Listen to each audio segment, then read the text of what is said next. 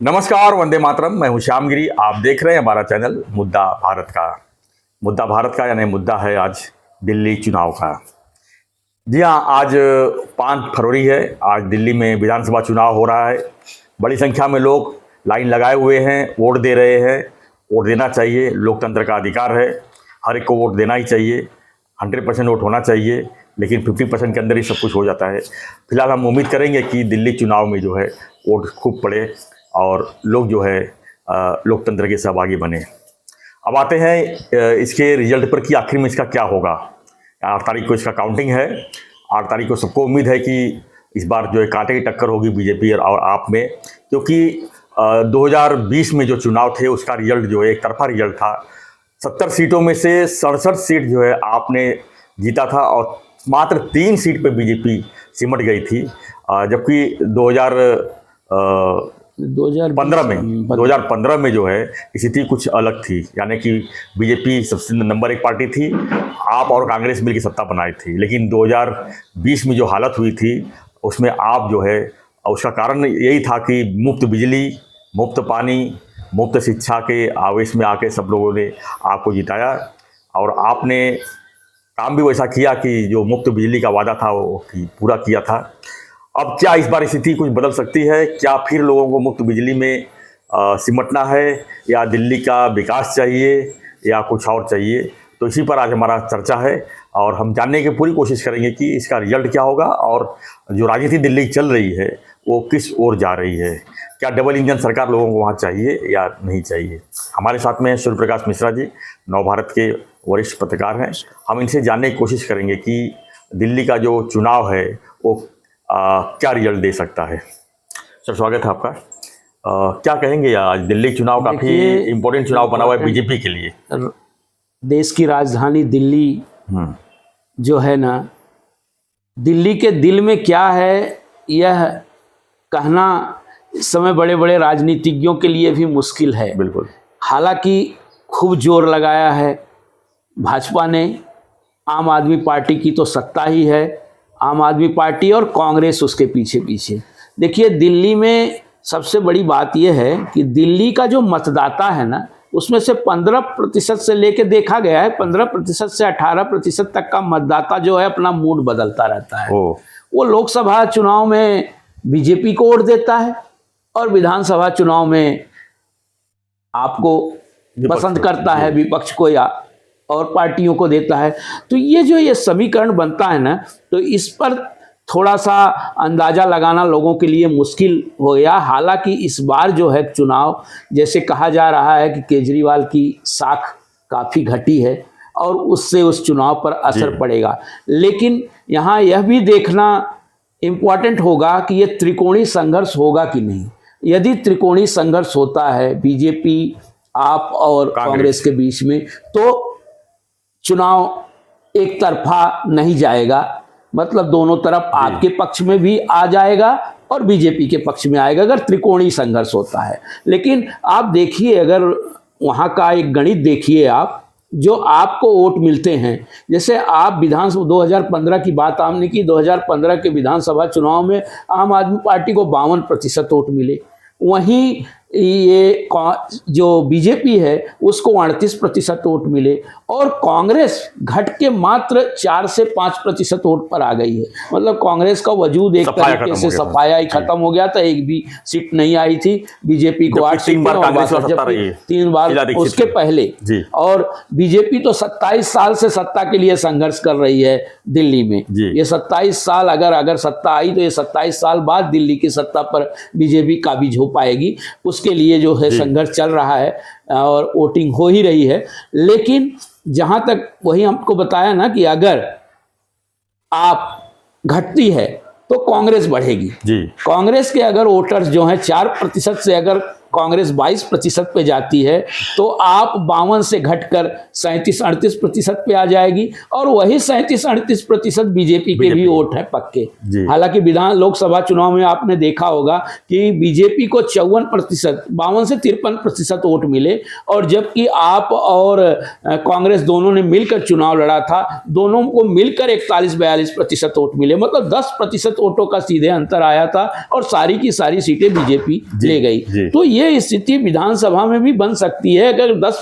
अगर 7 से 8% सीटों का वोटों का अंतर बन रहा है अगर आप और बीजेपी के बीच, तो बीजेपी पीछे हो जाएगी, और आप, हाँ ये है कि पिछली बार की तरह जो 62 सीटें आपको मिली थी वो इस बार बरकरार रखने में बहुत ही मुश्किलें आ रही हैं उनको, और ऐसा लग रहा है कि वो हो सकता है बहुमत के करीब पहुंच जाए। लेकिन मतदाताओं का मूड इस प्रकार है दिल्ली का, अगर उस तरीके से देखा जाए कि अगर 15% मतदाता अगर बीजेपी की तरफ झुके, तो बीजेपी के तो एक 37-38% वोट जो हैं बीजेपी के वहाँ फिक्स हैं जी। अगर वही 12% वोट बढ़ जाते हैं, वो 50 पे पहुंच जाते हैं, और अगर आप 48 पे पहुंच गए तो रिजल्ट बिल्कुल उल्टा हो जाएगा। मतलब बीजेपी बहुमत के करीब पहुंचने वाली होगी और आप बहुमत के नीचे आ जाएगी। मुझे लगता है कि आप और बीजेपी के बीच ही लड़ाई हुई है। कांग्रेस तीसरे नंबर पे तो थी पहले से ही, और तीसरे नंबर पे ही खिसकी है, क्योंकि आप जो और पिछड़ी जाति हैं, मुस्लिम हैं, बड़ी संख्या में परप्रांतीयों का वोट तो बंट रहा है। परप्रांतीय वोट बीजेपी को भी दे रहे हैं, परप्रांतीय वोट आपको भी मिल रहे हैं, लेकिन परप्रांतीय वहाँ परप्रांतीय नहीं माना जाता। जैसे वहाँ यहाँ आपके बगल के राज्य से ज़्यादा लोग हैं, उत्तर प्रदेश से हैं, बिहार से हैं, पंजाब से हैं, तो इस तरह का पंजाबी वोटर्स भी हैं, उत्तर प्रदेश और बिहारी वोटर हैं।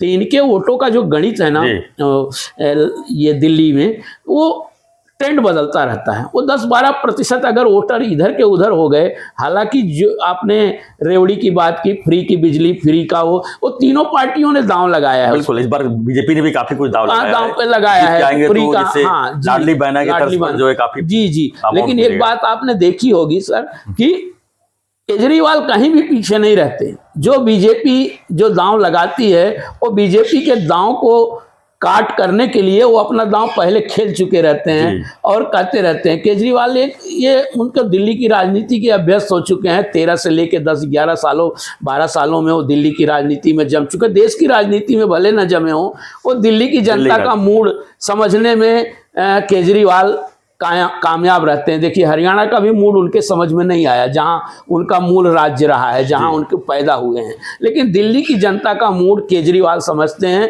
और बीजेपी की चालें भी समझते हैं कि चाल क्या दिल्ली में चल रही। भले अन्य बगल राज्यों में, पंजाब में भी वही स्थिति रही, लेकिन पंजाब में परिस्थितियाँ थोड़ी अलग थी, और वो बाकी की सत्ता से लोग परेशान हो चुके थे, इसलिए उन्होंने आपको चुना, तो आप बहुत बड़ा विकल्प नहीं रहा। लेकिन इस बार का वीक पॉइंट ये भी है आपके लिए कि केजरीवाल जेल जा चुके हैं, उनके वो भ्रष्टाचार के काफी आरोप लगे हैं, शराब घोटाला का आरोप है, यमुना नदी की सफाई नहीं हुई है, काफी चीजें डेवलपमेंट में भी असर पड़ा है, क्योंकि फ्री का रेवड़ी आप बांटोगे तो डेवलप होने के लिए पैसा नहीं रहेगा, और केंद्र का कोई सपोर्ट नहीं है पहले नंबर। तो ये सब चीजें अगर लोग ध्यान में रखेंगे तो क्या लगता है कितने % लोग जो है ध्यान में रखेंगे और वो डबल इंजन सरकार वाला लाना चाहिए? वही जो आपने कहा कि कई मुद्दे ऐसे हैं कि बीजेपी ने उनको हर तरह से घेर के रखा है। निश्चित रूप से इस समय ने कहा ना मैंने पहले ही कि उनकी साख को बट्टा लगा है जी। आम आदमी पार्टी की जो साख थी या केजरीवाल जी की साख थी, इसीलिए तो उन्होंने एक महिला मुख्यमंत्री के रूप में आतिशी को आगे किया।